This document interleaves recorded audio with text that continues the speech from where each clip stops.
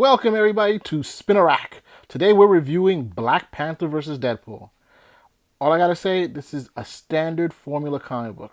If you're not into Deadpool, if you're not into Black Panther, it's gonna be tough to get into it. Let me just give you the basic premise. So as usual, Deadpool is the comic relief, and he needs a straight man. You know, this is like the Laurel and Hardy, Jerry Lewis team up that you'll ever see, or the Arnold Schwarzenegger and Danny DeVito. Or the Rock and Kevin Hart.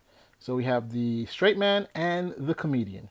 So, I mean, we've seen this many times. Deadpool fans love it, clearly. They love seeing him in situations where they have a straight man, such as Captain America, Colossus, or Professor X. Or probably the OG of them all, Cable. I mean, that always works. People love it. And you can see it in a movie that just came out a couple of months ago, which, by the way, I did like. The title of this book is called A Small Misunderstanding, and damn is there a misunderstanding. If Deadpool had just specifically said what he wanted, most likely, well, probably Black Panther wouldn't have done it. But you know what? Sometimes it's best just to say exactly what you want. I just want to give a heads up to the author, Daniel Kibblesmith, and the artist was Ricardo Lopez Ortiz.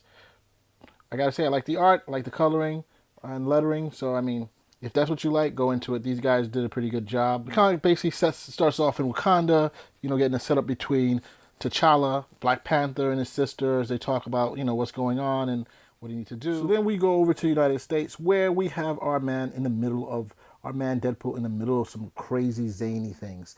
Here he is reading a book while he's driving the bus, trying to save some kids from the wrecker.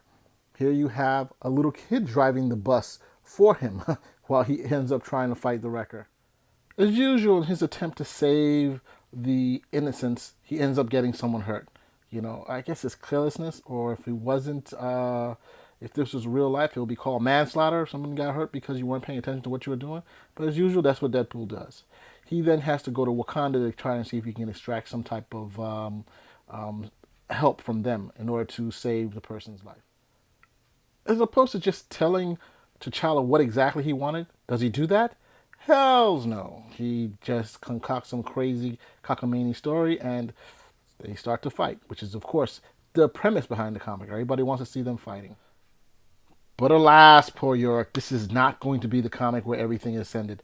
It goes, he's transported somewhere else, and, we know there's going to be a number 2. So if you're interested in this story, go out and you're going to have to get the second part to complete the story. It'll probably be more than 2 parts. My initial review, it's okay. It's not great. But I'll tell you, it's basically for Black Panther fans and definitely for Deadpool fans. Spin a Rack, out.